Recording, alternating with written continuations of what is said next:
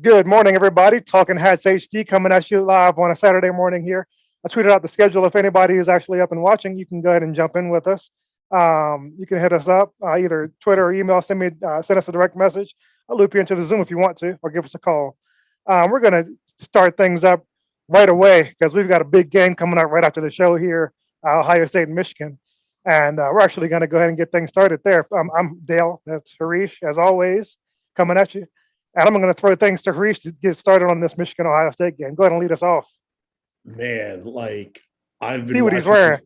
You see what he's wearing. You know who's going to win today. You Yeah. know who's going to win. I mean, ain't no doubt about it. But all jokes aside, I don't think this game is probably one of the biggest games that I am expecting to see from a very long time. Both teams had their struggles, and now they still have their struggles. But I believe if Michigan can run the ball effectively, and don't play this 2-quarterback back and forth nonsense that they could have beaten Michigan State with. Michigan State just took that fumble, killed them. If they don't do that against Ohio State, control the ball and kind of drive down, take like 10, 15 yards. Don't need to go for like the Hail Mary pass or the rah-rah pass. Contain their quarterback, contain their receivers. This is a winnable game by 20. I said it 20. So the line, I believe, is Ohio State's favored by 7. And they always are. They're always favored, and I hate that. I mean, at the end of the day, I'm sorry, I don't mean to interrupt. I hate them. I actually was surprised you stopped when you did. I thought you'd have a lot more to say about this one, being that this is Michigan's Super Bowl. Jim Harbaugh's but I have measuring to stick. I have to keep it family friendly. I do want other people to come. I mean, during the game, I probably will be saying a little bit more, but I want people to come and enjoy the show. I will say it after you finish. I'm sorry, I didn't mean to cut you off in the middle. No. This was, for me, this was like topic A for you. So that's why I kicked it right to you to start the show with this. I mean, I saw all the Twitter feeds back and forth. The Ohio State's a bunch of snobs. I mean, they can say that about us. I mean, I'm not even gonna lie. We do have our moments. We do kind of snobbish, but every year they kind of rub in their face. Oh, we've beat you guys 5 years in a row, blah, blah, blah. But I have a really good feeling that this year is our year. This is our year this year. And we're going to put that whooping on them. If we can, all they have to do is play smart football. I'm not a big fan of this 2-quarterback exchange in the middle of the game when you're okay. If you're going to do a gimmicky thing, do it in the beginning, get it out of your system so you're not affecting the game. When it's crunch time, you don't do that. You don't put McCaffrey in and say, hey, go run a QB option, and everybody knows you're going to run a QB option.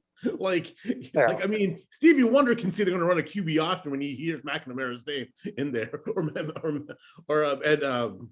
not McNamara, but McCaffrey's name in. So I'm animated today because I feel bad for Dale because he is on Denver time, and I was like, is there a way we can switch the timing of our normal podcast to 11 o'clock my time and 9 your time, so the game I can watch the game?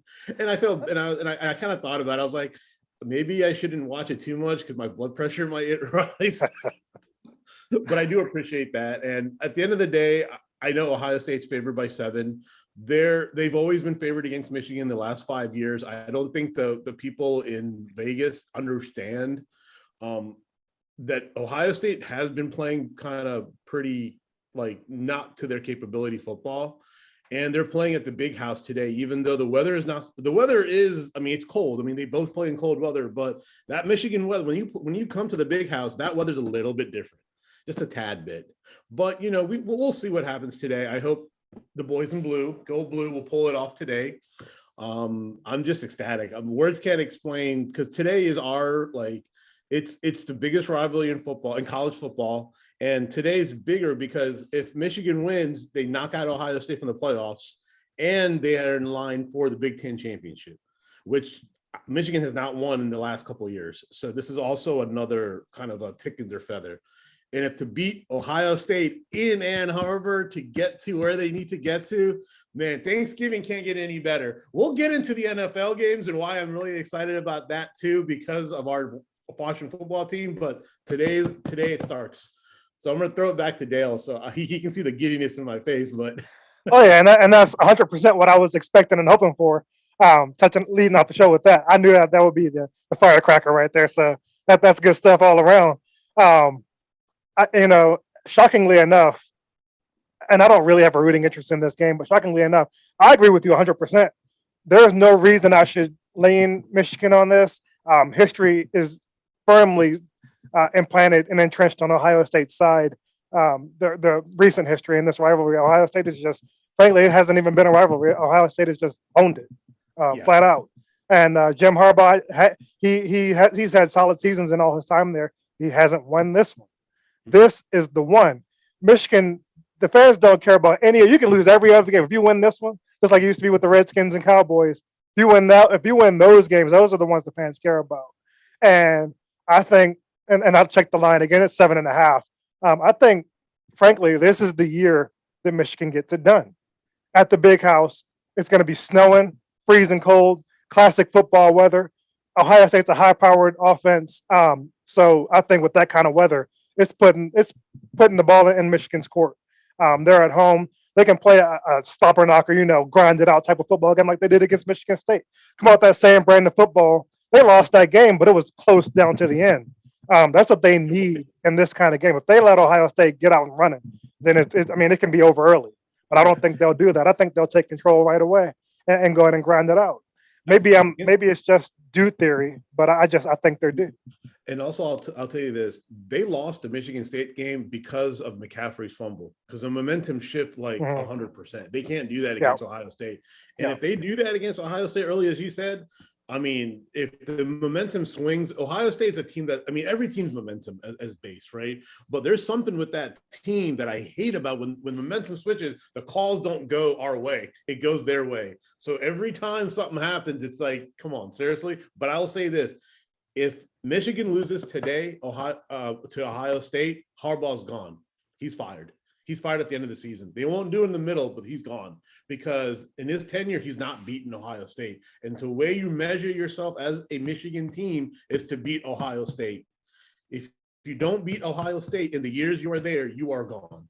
And this is his moment. And I hope the moment is not bigger than him.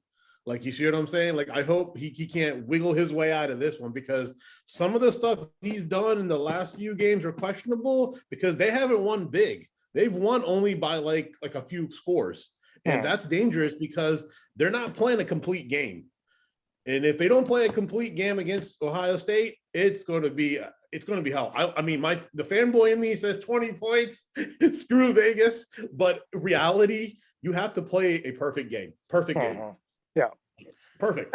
And you're more in line and in tune with Michigan football than I am, but I haven't heard anything about Harbaugh being on the hot seat. And I think, and I'm not saying he's not, he could very well be. But I would think the reason that they wouldn't put anything out there, even along those lines, is because NFL teams, I think, will still be lined up to bring him back if those rumors even got out. Like, if rumors even seeped out, a team would jump on that and be like, "Hey, man, you know what's going on, so we've got a spot here for you." So that's just me, because like every coach that has come, like going after Greg Lloyd retired, from Rich Rod to now, like if you don't beat the Ohio State, rumblings and grumblings will start happening after the game, because Harbaugh has not beaten them in his 5 years at Michigan, if I remember correctly. Whatever, somewhere in there. Yeah, how long is 10? He's never beaten Ohio State. He's never gotten a Big Ten championship, I don't think, because you have to go through Buckeye Valley to get to the Big Ten championship, and he has not done that. And I think people are kind of itching for that moment. And if he wins today, he has solidified himself in history. A, for his tenure not beating it, and B, this game is going to dictate if Michigan can actually go to a national championship. Can actually go to the national championship. Yeah. And I'm going to call it now. They'll win today, but at least by 2 scores, and they'll win the Big Ten championship by 2 scores, because once you beat Ohio State and you get to that level, you cannot be stopped. Your momentum, your confidence at an all-time high. So I'm calling it. I hope I'm right. So don't take my word. I'm just my fanboy popping out right now. 2-score game, guys. 2-score game. Don't rely upon me. We'll have David Betts maybe later on in the thing, maybe to ask if I was right or not. But I'm predicting a two-score game in favor of the Wolverines. Yeah, and like I said, Michigan's been solid all year. Their only loss being to Michigan State. They did have a clunker versus Rutgers. That's kind of suspicious, but they won a close one in Nebraska. Nebraska's, they're decent. They actually have a young quarterback who played yesterday. Played pretty well even though they lost the game, but their future is bright. So that'll be a nice game to look forward to down the road. Michigan and Nebraska. They went into Happy Valley and knocked off Penn State. People were calling for an upset there, but they took care of business there. Another close game, but again, on the road in Happy Valley, that's a big win. Ohio State has also beaten Penn State and Nebraska. I think they beat Nebraska. No, that was a close game. And then Penn State, I think they handled them. Their only loss was to Oregon early on in the season when Oregon was good. They've fallen off since. And then they annihilated Michigan State last week. So common opponent. If you're looking at it that way, that leans things in Ohio State's favor. But like I said, the equalizer here is going to be playing in the big house with that kind of weather. And then the game plan. I think Harbaugh will put the pieces together this week to bring it on home. My biggest fear is Murphy's Law. What can go wrong will go wrong. That's my biggest fear. And at Ohio State, I would be with you on that. And the refs will be on their side. So I think home cooking, that's going to swing some things in their favor. Yeah. I'm a little, so about me, I'm always skeptic on things. Like I have like a little bit of skepticism always creeps in with me because like being a Michigan fan, it's like a roller coaster. You have your highs, you have your lows. But if I told the missus today, if things don't go well, I'm not going to be a happy camper. Like I'm just not going to be. Yeah. But here nor there, great. Let's transition into the Wizards. You want to go there? Or before we get into the Wizards, I want to knock the two boring my local teams out of the way, and then we can get into the meat of the show, the Wizards, and then finish up with at the sports segment with Washington football and NFL and all that. Okay. Because of the Wizards, I gotta. That's gonna be. I think that's gonna be a longer segment than even the Michigan topic because for obvious reasons. But we can go next into the Broncos, who have the Chargers up on tomorrow. They've got the Chargers at home. They're coming off some struggles, obviously, before the bye week here, and there were some grumblings going into the bye. Will they make a quarterback switch here from Bridgewater to Locke? They've been quiet about that throughout the bye week, and nobody has really heard anything with regard to which direction they're going to take coming out of the bye. I'm not a believer in Bridgewater, but I think that they're going to stick with him just because they know that he brings a consistent hand to the position. He's not going to win any games, but he's not going to turn the ball over in critical situations like a swashbuckler and Drew Lock will. Drew Lock plays like Heineke did earlier this season, but that's like been his career trend is just that kind of inconsistent play. Heineke, and I can't say Heineke's that same guy anymore because these past 2 weeks he's looked like a legit NFL starting quarterback. And we'll touch on. I was about to go down the whole road with him, but we can get into that later on. Yeah. But with the Chargers coming to town, I don't expect the Broncos to win. And coming out of the bye with a loss, I think that'll be it for Fangio. I think he'll be fired after the game. I don't know if you follow the Broncos at all and want to touch on any of that, but see, I have a soft spot for Teddy, like Teddy Bridgewater. I just have a soft spot for him. I mean, like he just got when he was at Minnesota and he got that leg injury, it kind of derailed his career. Yeah, it was a pretty significant injury. The way he battled back, Carolina did him dirty. I'm not even going to lie. Carolina did him dirty a little bit. It was a bad situation overall for him. Yeah. Yeah, but at the end of the day, it's business, right? It sucks, but it's not the way that we would do business. In all honesty, if Dale and I were running, I don't think we would do it that way. But and that's why I wouldn't win because I would hold the human aspect into things instead of just looking at business, looking at the numbers, the bottom line. Yeah, and that's how you can win like that, though. You can win like that. Like it's a proven formula. But I'll put it this way: you can do it. You can do good business if you tell them beforehand. I just believe that Teddy Bridgewater situation in Carolina got muddy when they started making all these trades, and Sam Darnold wanted to like the Jets were like, oh, we don't need Sam Darnold anymore. Darnold's a mediocre quarterback. Let's be real here, okay? If you're He will gonna be a career backup after this season. yeah, that's like if Bridgewater, I go back to Michael Vick. If Michael Vick learned how to play the quarterback position instead of them trying to say, hey, just use your legs and run, he would have been probably one of the top 3 quarterbacks or 4 quarterbacks of all time. I mean, that man can throw a ball. Just well, in Philly, he became that guy. see, that's the thing, though. Just like Randall Cunningham's career transition in Minnesota. Yes. And I believe if Teddy Bridgewater is still young, he's not even in his 30s yet. I don't believe. I think he's very young. He might be like 26, 27 because he came into the league young. Right? He's very young. So if they move on, let's say if they make that transition and go to Locke or whatever, they're making the team suicide. They're going to suicide their team offensively and defensively. The reason why I say that is Locke has been known notoriously for everywhere he has been to not grasp like pressure situations and not grasp the situation where it's been. He'll throw an interception in a timely possession where you will lose the game and you demoralize the entire team. And you can say whatever you want. He's probably the nicest guy in the world. Who knows? You're just speaking like what shows on film. Yeah.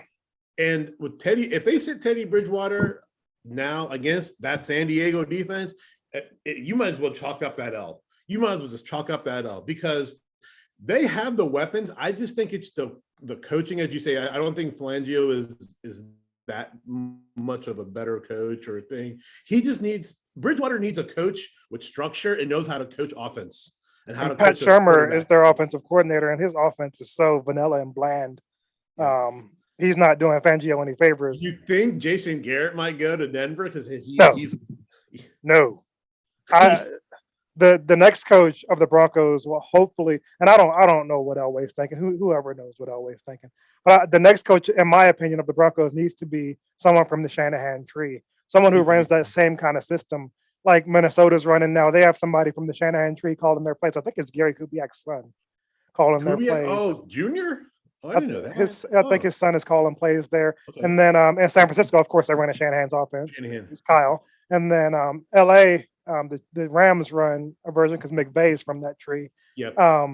So you need to, in Denver, that all kind of offense has been successful because when teams come here at that altitude, you just run the ball down their throats. That's going to wear out the defense with that altitude. And that's why Shanahan had that success. They need that kind of style of football here that's not QB centric. Of course, you need somebody at the helm who's not going to lose you games. But here, you don't need a Manning to win. You need somebody who's going to go out there and manage the game and get the ball into the running back's hands to run that zone blocking scheme. I hope they go that route.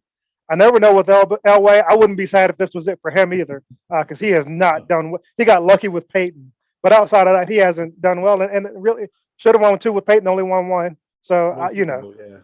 And some of the trades he's made. Yeah, drafts, trades.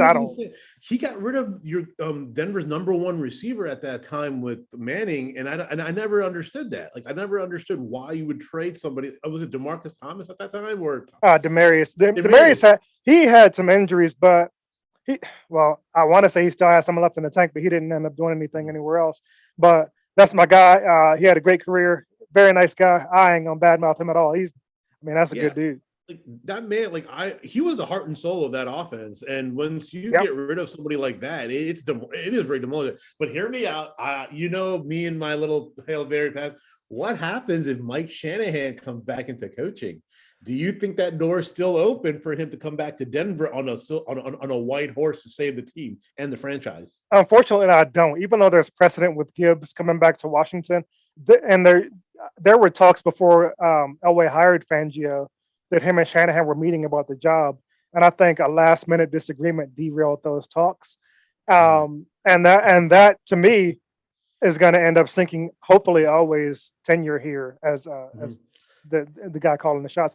There's a guy named George Payton. They say is in charge of it. Elway is still. He hired him, so your boss is going to be really the one behind the scenes calling the shots. But I would love if they got Shanahan. Bring him in as a consultant. The guy needs to be involved.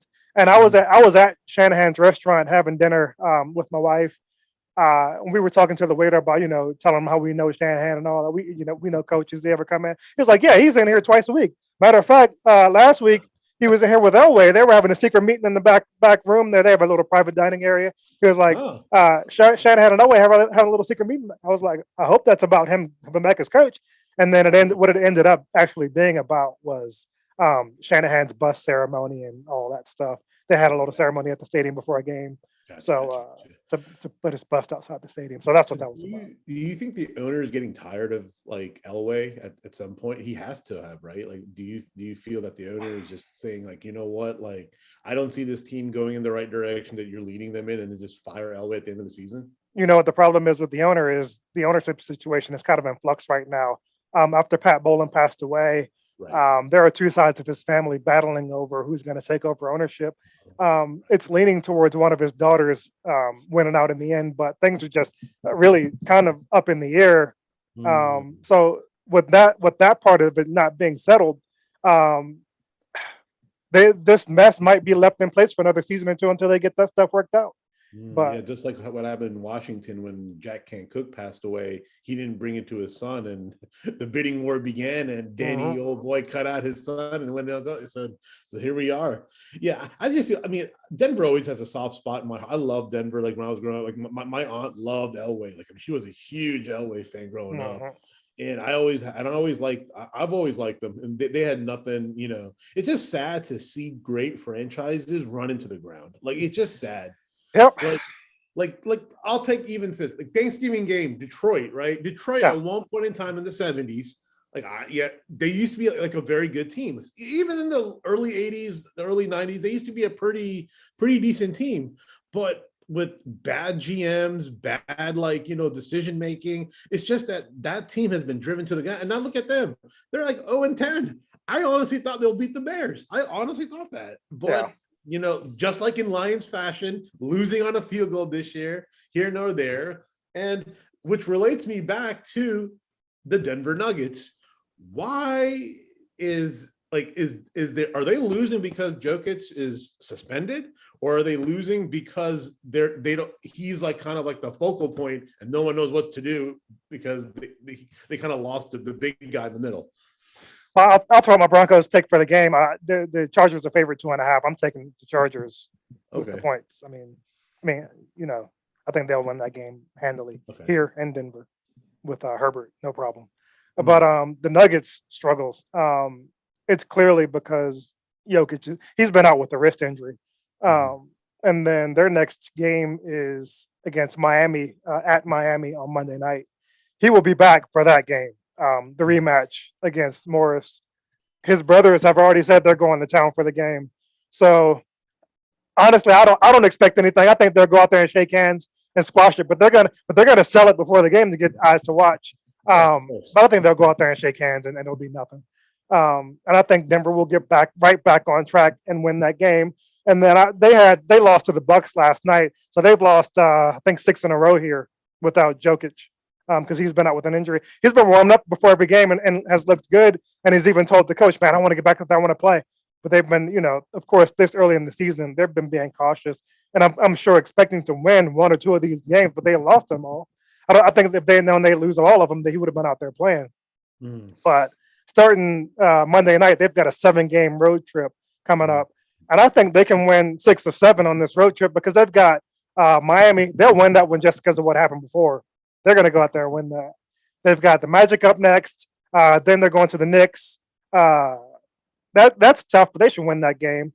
Then they've got Chicago. I think they beat Chicago here a couple weeks ago, or not too long ago. I think they'll win that game. And so their next real tough game is when they come back home and Washington comes to town, and I'm going to mm. that game. Yeah, that'll be a great So game. yeah, That'll it be a will really be. good game to see. Mhm. Yeah, It'll be like it'll be fun. It'll be fun yeah, too. It'll be bumps and bruises. It'll be an awesome game to kind of go see that. Yeah, I just feel that Miami game. I think everybody has that circled. yeah, Everybody has that circled on their calendar, and it's going to be a great like a heavyweight match boxing. yeah, There's going to be preludes, everything. How they have pre-fight caricatures. It's going to be fun. yeah. It's really going to be fun. Definitely, that's must see TV right there. Um, So everybody check that one out. That's going to be. I mean, I expect them to go out there and shake hands, but I hope they don't. I want this bad blood to keep going. I want, it would be cool if they kept it going throughout the whole season and met up in the finals. Miami's solid enough to make it. Oh, Denver's solid enough to make it. I'm wow. not calling that, but that would be cool.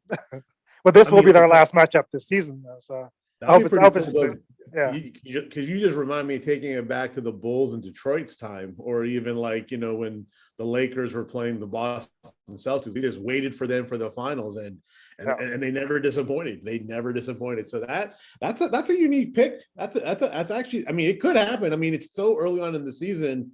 I mean, that kind of runs right into our next segment with the Wizards. Like, it's so early on in the season. Everybody's like, "Oh, they're going to win this," and we knew that they're going to lose some games. But the way they're losing their games is what's bugging us, because they're not playing like when Chris Miller was like, "What is Wizards basketball?"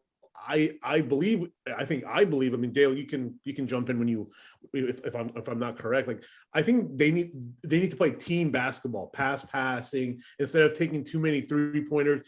Like, if you have an open lane, take it. If you have an open two, take it, because if you, as the old saying goes, you live by the three and you can die by the three. And their defense is somewhat like lackadaisical at times.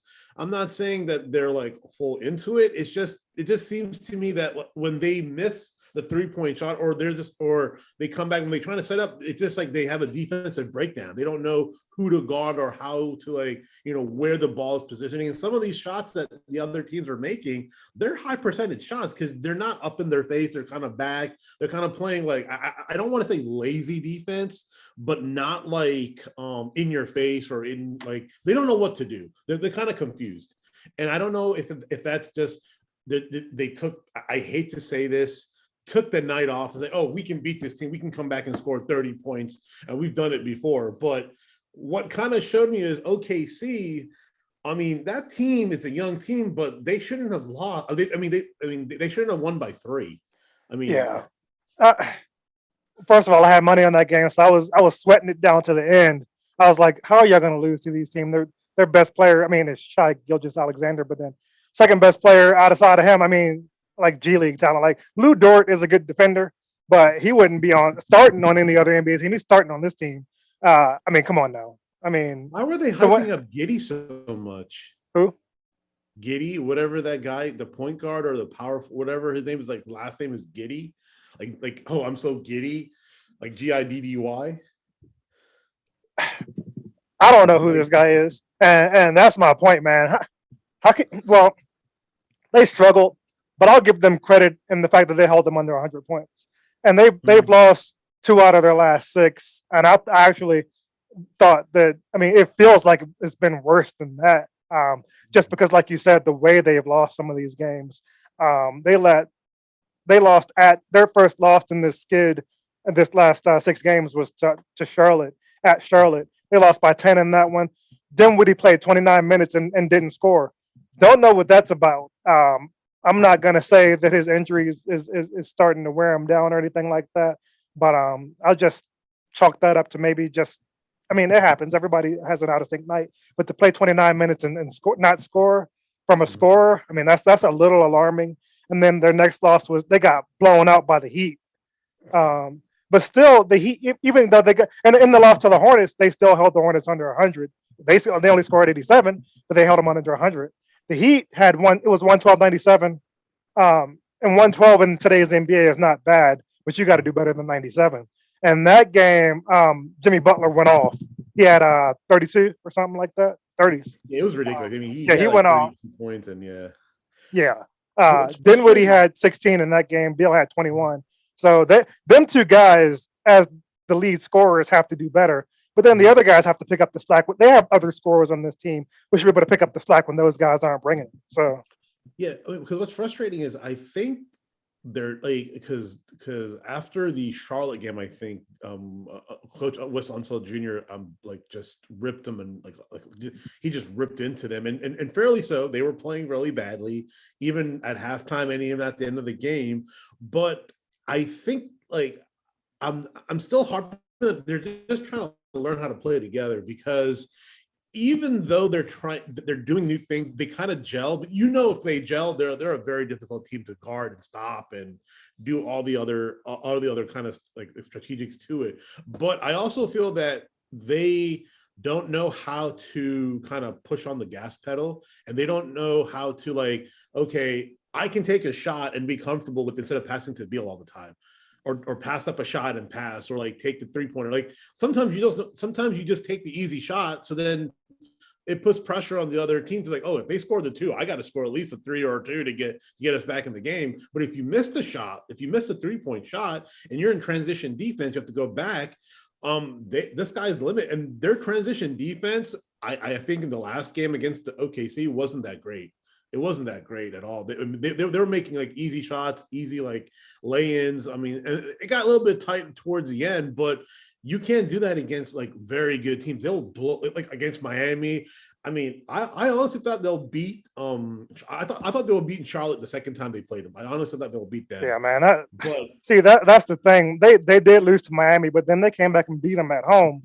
So at least they got revenge. But they lost to Charlotte twice. I mean that freaking sucks.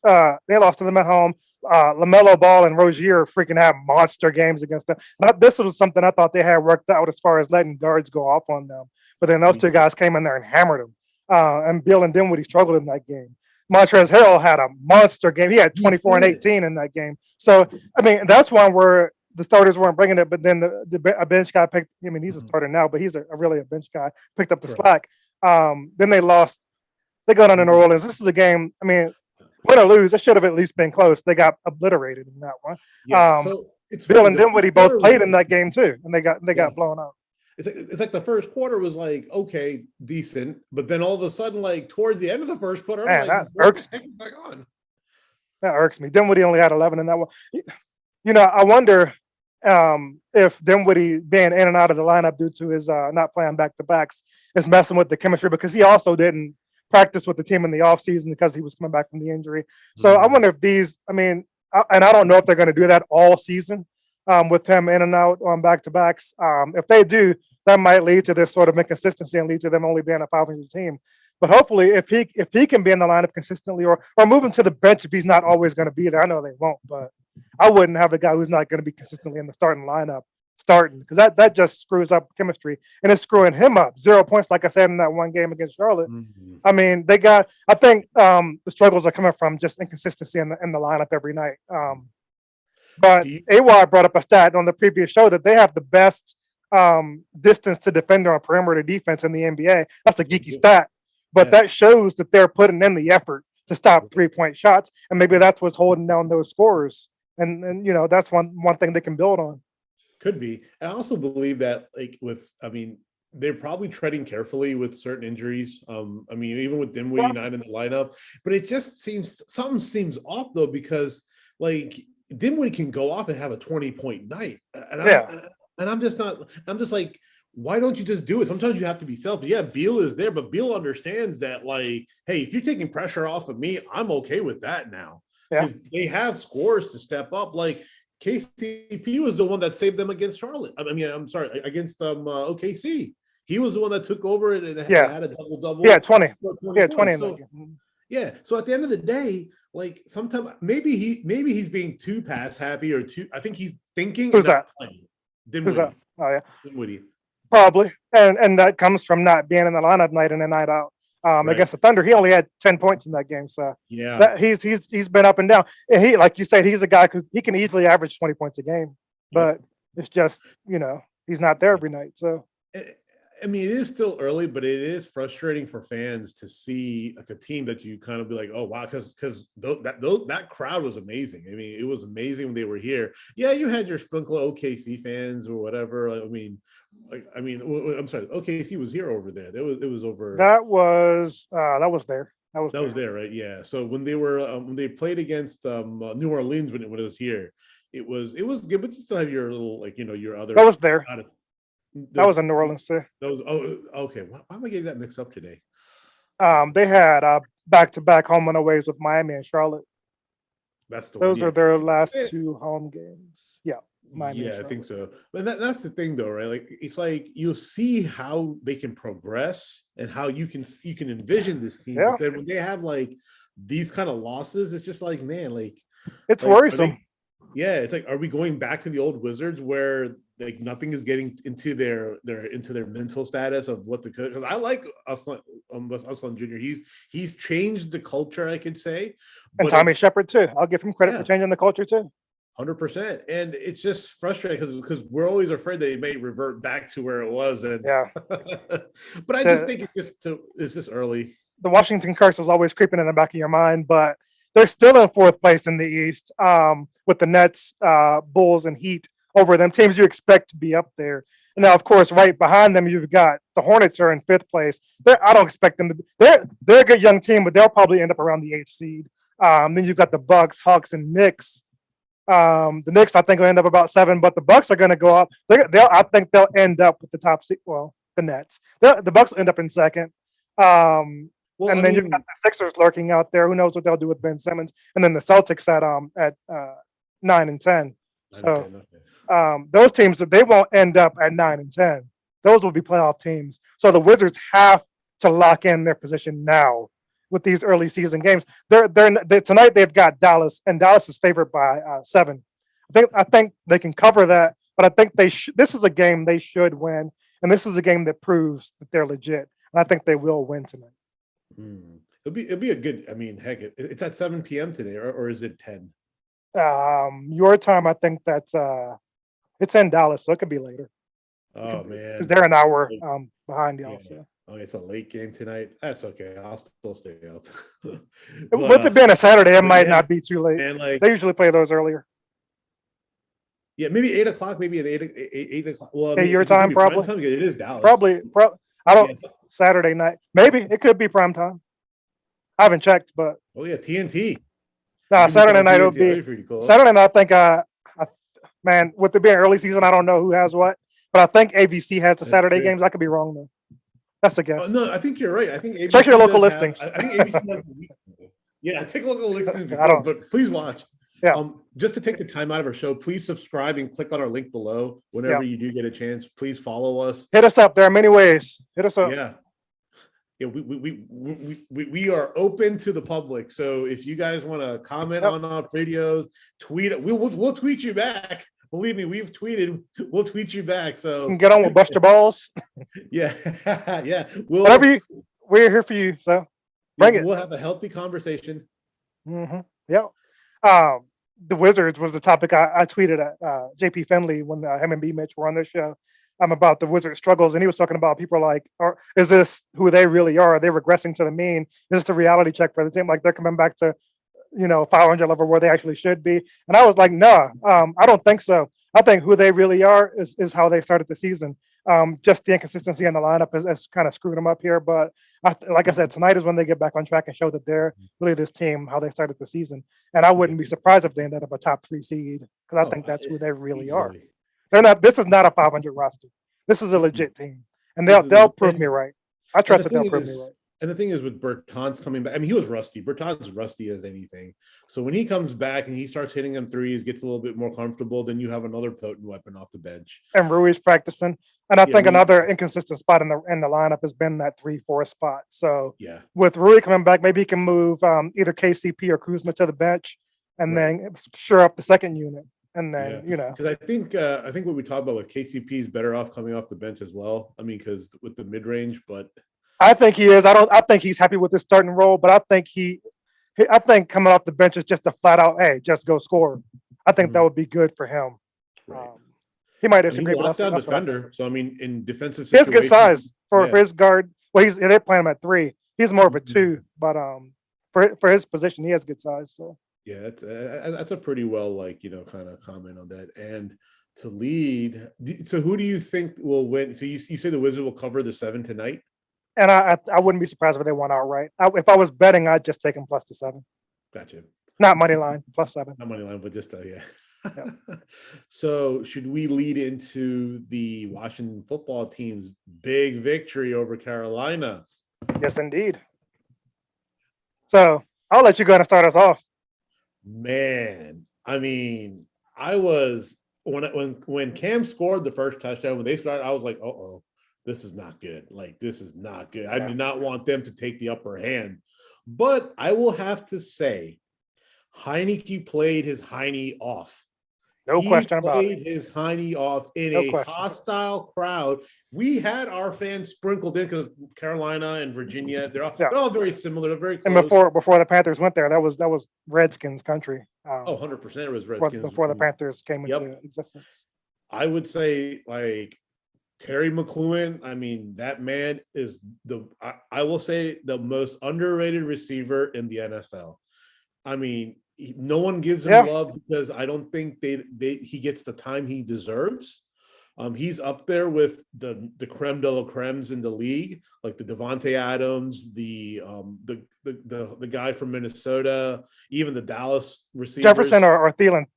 Minnesota has two legit receivers. I will say Jefferson. I think Thielen is on a little bit of a kind of like a downturn because they don't use him as much as they used to. Well, they've been trying. Well, I will say they've been trying to hide Kirk with the running game, but Kirk his numbers this season. He's been playing at an elite level, like top 3 quarterback numbers. He's balling. But that's the thing, though. He's a stat guy, though, right? He just fills up, but the games But he usually does that in losses, and their record is good. So he's bringing playoffs, right? Yeah, they're in the driver's seat right now. Yeah, they just beat Green Bay.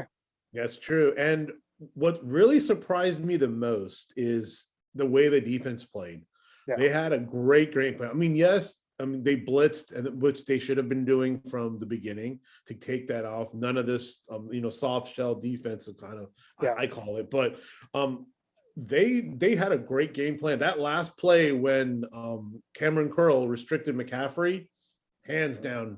And when that fourth and 2 play, when it was like 4th and 2, 4th and 3, something like that. 4th and 2, 4th and 3, when he passed to why is his name missing? Like I think he passed to his tight end, but he kind of pulled a Brett Favre-esque kind of play, and people are like, no, he didn't catch ball. Like, he caught that ball. I mean, as we said in the beginning of the show, he's showing that he can play in this league, and he's learning from his mistakes. Yeah. The question now being, when the draft comes, do you draft another quarterback? Because you still got Fitzgerald, and I think Fitzgerald may be the starter, but the way Heineke's been playing, you can't move away from him because the team responds. Like when you have something in a person, do you want to move away? Because he has that it factor. You can't teach that. You can't teach that. I mean, but if he doesn't make those same mistakes down the line in those crucial games, looking at his contract, I want to see if he's under contract for next year. Because he should be on the roster next year. Heineke, or if it's Heineke, I want to see if he's. I think he's on a 1-year deal. I may be wrong. I feel like he is too. Let me see. Yeah, because the question goes around now is because the line's playing hella good. I mean, that's surprisingly. I mean, they've not that many sacks. So he's under contract for next year, and that's good. He has to be on this roster next year, whether he's the starter or not. If it's my team, I'm absolutely using my first pick on a quarterback. Now, Heineke can be the bridge between the future and next season, or he can go out there, finish up this season strong, go out next season and lock the job down, and then you've drafted a solid backup for him. But you have to use your first pick on a quarterback, and you have to use your second pick on the offensive side of the ball too. They've got needs on defense. This is a scoring league. I'm not drafting defense anymore. That's why I wouldn't have made. I like Chase Young as a person. I guess I don't know the dude, but he seems fine. But I wouldn't. I'm not drafting defensive players that high in an offensive league. Sorry, really. Just me. I'm not doing that. I'm not saying I would have drafted Justin Herbert. Who knew he was going to be that guy? But I would have drafted offensive side of the ball. I'm not using number. You don't get number 2 picks every year. I'm not using that pick on a defensive side of the ball. Sorry, I'm not a defensive. Because see, for me, if I had to draft somebody that high, if you knew it's going to be there, I would have built the line first, the offensive line first to protect your QB. Yeah. I mean, without that offensive people, because I go back to the old, when the Texans drafted Derek Carr, I say this to this day, would have been a very good quarterback in the league if he had a very good line. He would have his at least had line. his brother's career because talent for talent, they're very similar, but you would Mhm. never know it because he never had an offensive line. And that's what Exactly. ran Andrew Luck out of the league, never having an offensive line. His career only Oh, lasted. is that the reason too? He was I just mean, I thought he had a got decent. he got murdered and he had like spleen injuries. I mean, that's because Indy never built the line around him, Yeah, and that's also that true. injuries ran him out of the league. Yeah. He had no interest in taking a pounding anymore. He had just signed a $140 million contract, ended up getting every penny, even though he retired. Because Yeah. the Colts honored the deal. They didn't have to, but they did the right thing by their guy, and you know That's true. I mean, they had to. that But I'll tell you this: if Heineken can still, if they beat Seattle, at home, he has solidified the starting job for next year. you think Or so? actually, if he beats Dallas twice, if he Oh beats yeah, Dallas twice, I mean, you don't even he's have to my talk favorite about. QB ever. If he does that, hey, Yeah, I I'll buy mean, a jersey if he beats Dallas twice. I will buy a you'll buy Heineke a jersey. Heineken jersey. Y'all hear me? I will buy a Heineke jersey if he beats Dallas twice. Wow. And this is And coming from this is my coming from the brother that guy. says he will never wear another person's name on his back. That's right. But I'll do it, and Wow. I'll do it proud. And Wow. I'll buy a That is Washington football huge team news. Heineke jersey, even though they're changing their name. I'll do it. If he beats Dallas twice, I will do it, and I will post a receipt on Twitter so y'all can see that I did it. And I'll wear the jersey on the next Hey, show. shout out to Taylor Heineke. If you're listening or get a glimpse of Beat this, Dallas twice. yes, if you can beat Dallas twice, and my brother I'll will rock your wear jersey. your jersy. I'll rock your jersey. On As a matter of fact, lock.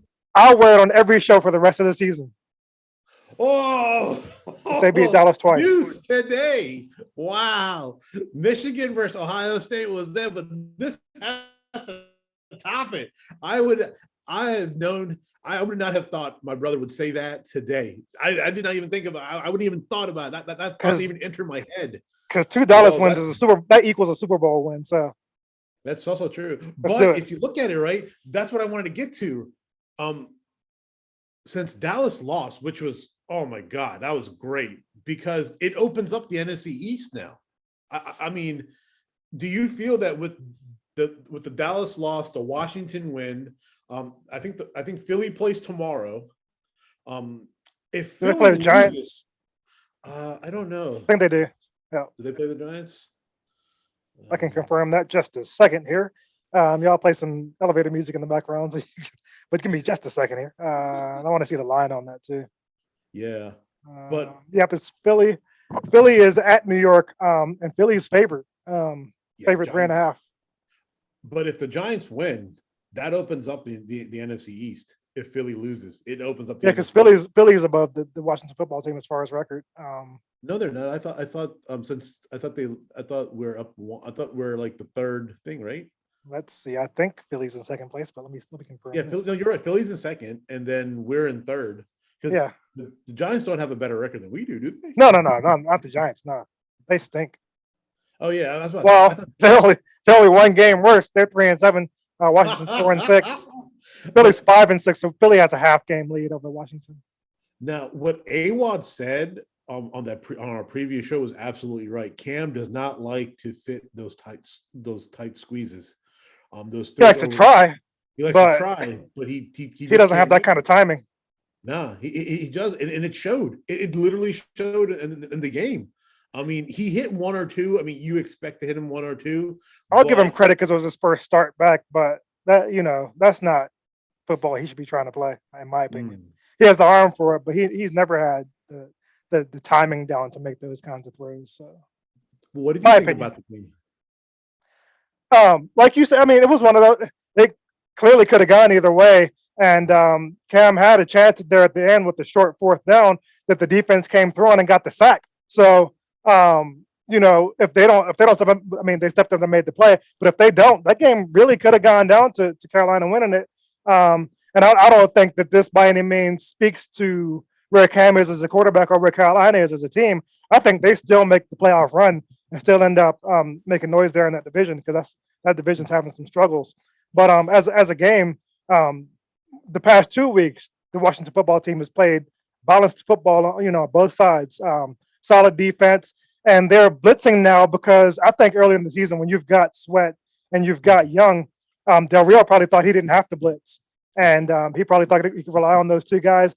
In my opinion, if you've got two lockdown, dominant pass rushers, that's when you bring the blitz. Like you bring the Right? heat if you've got that. And he's out there like playing bland. Okay, I'm gonna let these two guys do it, and I'll blame them if it doesn't work out.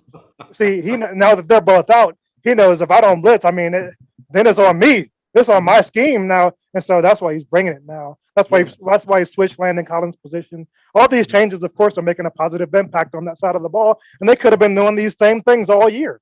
So I'm not letting him off the hook. I'm not letting him off the hook. He needs to keep bringing it. Yeah, so I agree with you on that point because like in our heads, we're like, if you have one of the two youngest and best bookends in the league, defensive ends, why don't you bring an extra man? Who are they going to block? I mean, it's just statistics. It's just simple math. Two people can't block one person, or two people coming in the same hole or the same gap. I mean, at the end of the day, like you have to choose as an offensive lineman and a running back. If you choose wrong, it's a sack or a hurry up or an interception or something or some like disbursement happens. Like it's some crazy play can happen in your favor. But I think he felt that maybe I could be wrong, but correct me. I think he didn't want to blitz too early because he knew his secondary was struggling. And he knew his linebackers weren't as good then they are now. Like, I mean, because as games progress, you should learn bits and pieces. So if he did bring an extra guy, he may thought like giving up the bigger play may be a backbreaking kind of, like bend but don't break. But I think when he did that, it kind of hurt them too, is because the big plays were happening regardless. Yeah, I think that's a fair assumption, and I think that's probably what he was thinking. Play maybe bend but don't break football. Don't take a chance and give up the big plays. But I think if you're not bringing any pressure, that's going to expose your secondary. You let quarterbacks stand back there all day, pat the ball, try to find open man. No defender, no matter Jalen Ramsey, who people think is the top corner, no defender is standing with the receiver while the quarterback is standing there dancing around, because the receiver knows where the play is or where it's supposed to be. The quarterback knows where he's going. The defender doesn't. So you gotta bring pressure and give your DBs a shot. If you're not bringing pressure, it's over for the secondary, no matter who you have in. I could see that, yeah, because because at the end of the day, if you give a quarterback all the time in the world, he's going to find somebody. You give Daniel Jones trash quarterbacks like that time, they're going to make a play. So you can't do that. You pressure Brady and he'll make mistakes. So you got to bring the heat. Wow, yeah. I mean, geez. So what? Who do you we've have? We've got like 3 minutes left in the show because the game is about to start. So we can. I guess we can go ahead and make picks. They've got Seattle this week, so we can make our picks on that and maybe touch on a couple of other things before we wrap up. Yeah, I'm going to say team by touchdown. Let's see what the line is. I forget. I knew it. I probably put money on it, but I forget what the line is. Yeah. The line is Washington's favored by 1, so it's pretty much a pick'em game. Yeah. At home, I don't think this game will be close. I think Washington's going to go out there and handle business. Really? Seattle is a team in shambles. They're going to go, and if it's bad enough, they could start talking like Pete Carroll could be on the hot seat, and I wouldn't be surprised if Washington just went out there and blew the doors off them. Double-digit score win. They're going to handle business. They could grind that out, or they could drop bombs on them because the Seattle's defense is so bad. And then Russ is coming off the injury; he's still rusty. Their offense hasn't been in sync. I think the defense will show well, pressure him into mistakes. I think they'll handle double digit. I think they win easily. Double digits, okay. Yeah. I'm being very conservative by saying 7 because the last few games have shown that you think they'll blow the doors off, but they didn't. But I will say this: with their new field goal kicker, they will win at least by double digits. But if they do something stupid, like don't pressure, don't do anything, is the game here or in Seattle? I think it's here, right? Yeah. In DC? Monday night. Ooh, oh man, it's going to be. Now, their history on primetime games hasn't been good, but that was with Kirk Cousins, so he's gone, right. Of course. So I think they'll handle business. Well, with Ron Rivera, I think we're really good on primetime games. I don't think we've lost a primetime game since he's coached. They'll handle business. Yeah. We can touch on another monster game on the schedule. It's Green Bay taking on the Rams at home. The Rams in Green Bay. That could be a NFC deciding game for the top seed. What do you think? What are you thinking about that game? So with Aaron Rodgers' foot, I think the Rams will pull off a win in Lambeau. Even though Stafford has struggled significantly in the last couple of games, Yeah. Aaron Rodgers, if his foot's healthy by this week or whatever, they'll have a chance, but I don't think it's going to be. And I think the Rams are kind of getting tired of getting bullied around and pushed around the last couple of games. And then people that were talking great about them are talking not so great about them, and that they have a chip on their shoulder. And knowing Rodgers, he threw four touchdowns the last game, and people are like, "You lost that game," so he probably will have a chip to say, "You know what? I'm going to come out and beat these guys like severely." So for me, it's a toss up, but I will say the Rams will pull it out by at least 3. And Green Bay is getting 2 points. The Rams favored by 2 in Green Bay, which is to me is that line is a little weird, a little fishy. You got the Rams. Yeah. I mean, I hate Stafford as a QB. I don't like what the Rams are doing, trying to build a super team. But I think they go in there and win. And I think they win in spite of Stafford. He's going to make some mistakes, but I think the game will be close enough in the end that their defense will make something happen and cause a turnover or something to go in and win the game. I think they win, and they cover there too. They're going to win that. Last thing, we've got 1 minute left. Last game, there's another monster game on the schedule, and it's a monster game because Indianapolis has been playing so well here lately with their running game, and even Wentz has been making some plays somehow. They've got Tampa Bay coming up, so that is another game that's a make or break for Indy in their season, and then Tampa Bay is going to tell where they really are as a team.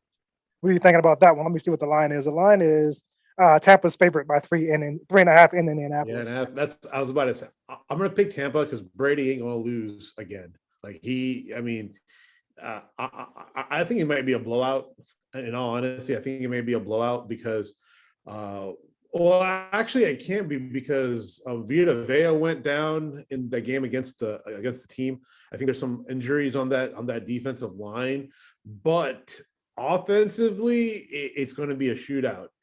Because if Wentz can't throw that ball, Tampa Bay's going to win easily by 2 scores.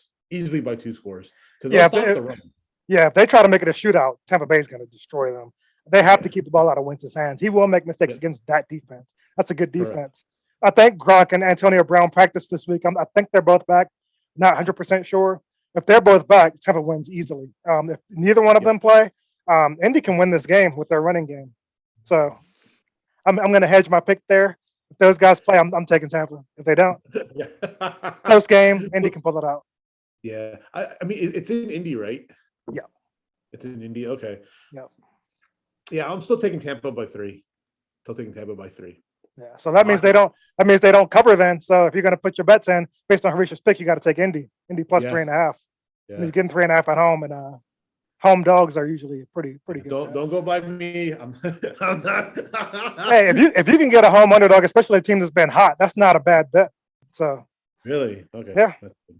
But yeah, y'all, it's been a great show. I'll kick it to Harish. Go ahead and wrap us up and close us out. This is Dale kicking it to Harish, and peace out, y'all, on my end. Yeah, thank you so much for joining us on Saturday morning. Go Blue! Let's go Michigan! Yes, indeed. Let's go. Let's hope for a good day of college games and NFL games tomorrow. Yes, and thank y'all for joining us. Subscribe. Yep. Peace and love. Hit us up. Peace and love. Thank y'all.